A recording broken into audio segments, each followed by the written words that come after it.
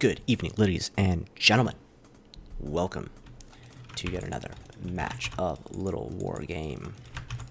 Today I have the pleasure and privilege to play on the map Sylvan Charm, playing some more ranked gameplay up against Real Noob.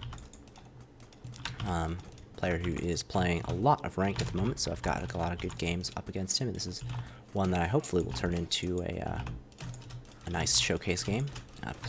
Build order that I'm going for today is going to be the castle first, excuse me, not our 2 racks.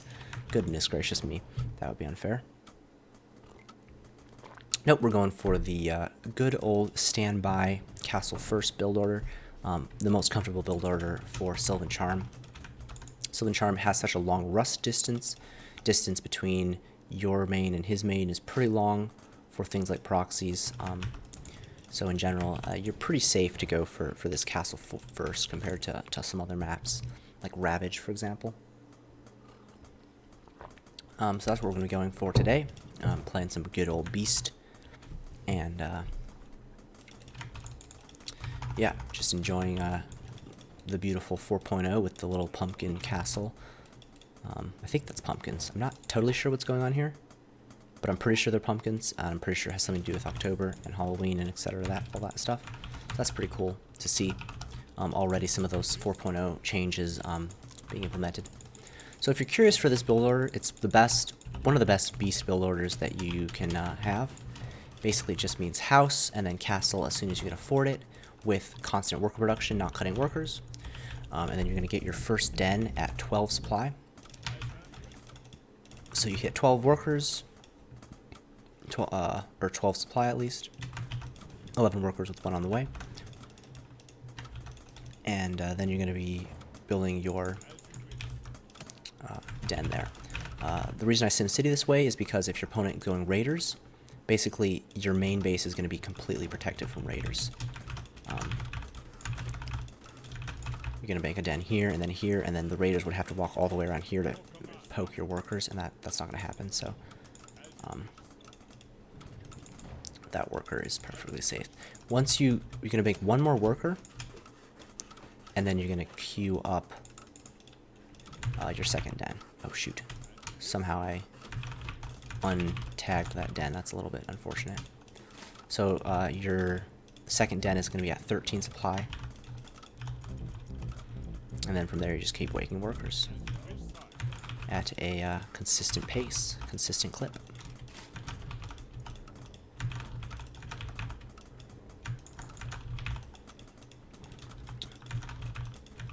This first wolf you're going to want to use as a scouting wolf.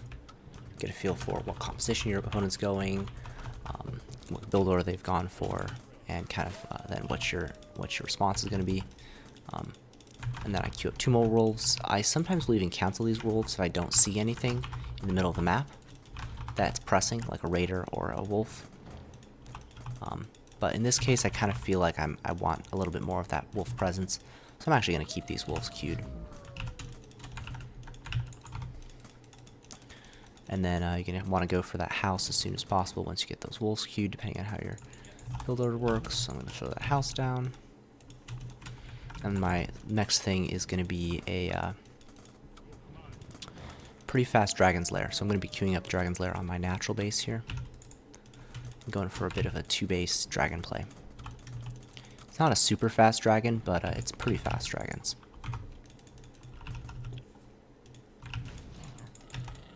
It's interesting he's going for the old mech play.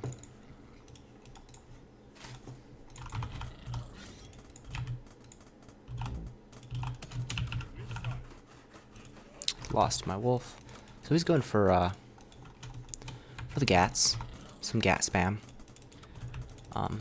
Which makes me pretty happy that I went for the fast castle there, so because I can kind of rely on dragons as going to be my counter to that 2-base play. I'd like to have a couple more wolves to kind of pressure his expansion, but it's going to take me a second to get there. Meanwhile, we'll just throw up our 3rd base here. As Beast, I think it's comfortable to get your 3rd base before the mech player.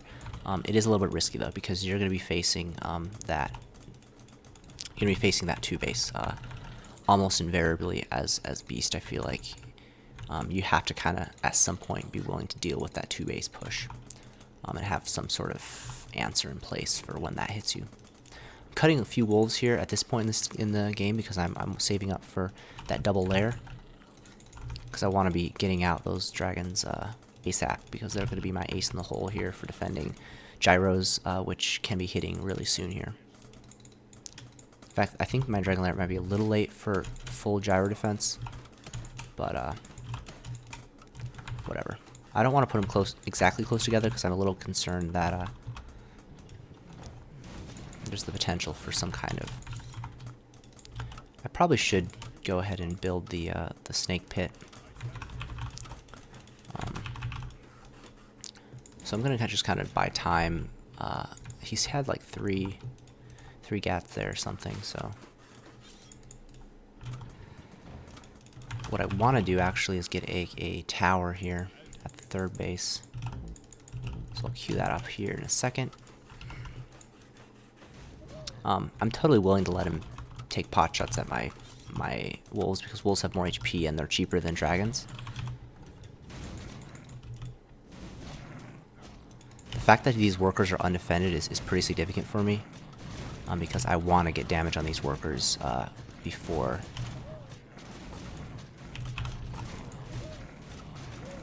the things happen. I want to run away with my... I don't think these dragons are going to be in time. I'm a little concerned here. But I did get good damage down on his...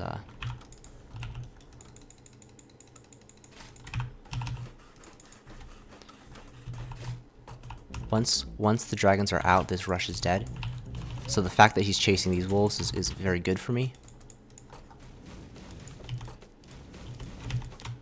I'm targeting down the workers, because that's what actually matters here.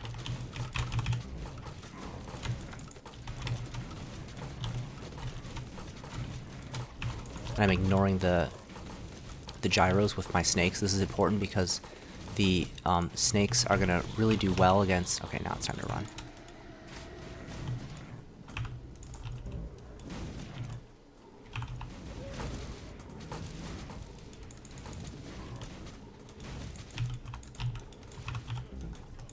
So what I can't do is lose the castle.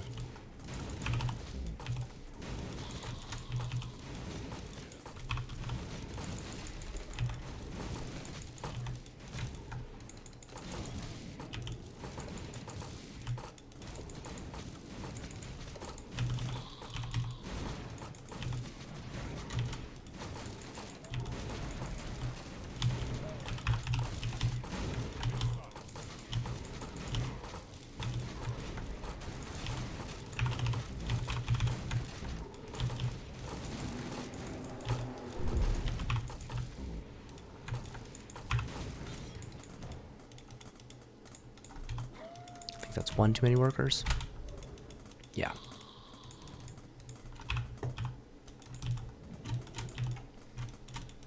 See, I should have had, I think I made one more worker than I should have. These dragons are coming at a nice timing, but a little slow. And he actually was, oh shoot, these wolves wasted. That's pretty poor play. The dragons came out at a pretty slow place compared to where they should be.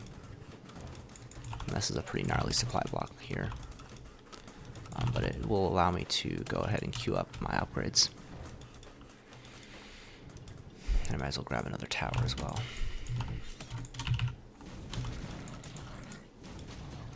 But he's going to have a hard time dealing with my dragons at this point. Because, I mean, gyros are just... they just don't cut it.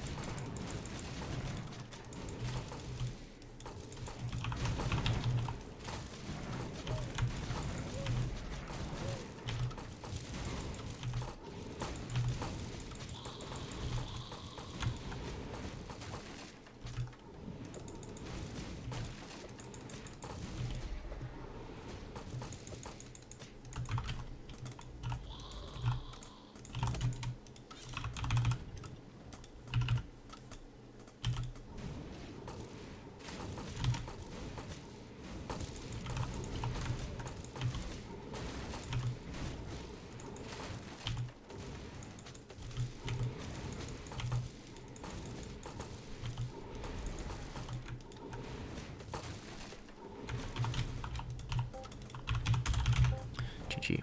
And that often is what Beast versus Mech comes down to, like in this kind of scenario, when you go for that really all-in 2-base, focused on without the Advanced Workshop, because you need the Advanced Workshop to eventually deal with the dragons. If you do play that way and your opponent does go for that kind of fast 2-base dragon, basically you're just dead. Unless you get significant damage and you have that Advanced Workshop transition already kind of in the backfield. Which is why, like, when I play this way, I generally have that Advanced Workshop at some point. But he didn't have it, so he lost. So I think that's a pretty instructional game on how to play a pretty clean Beast versus Mech. I was definitely a little sketchy on my defense. These dragons, again, I think I made one too many workers, and that made the layers a bit later than they should have been. And he kind of delayed in the middle. I think he could have possibly killed my third. But even if he had killed my third, I'm not totally sure if that would have been GG for me.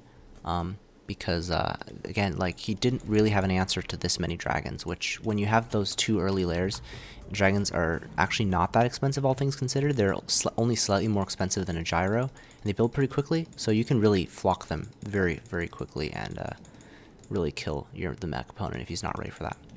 So, hope you guys enjoyed that video, and I will catch you on the flip side.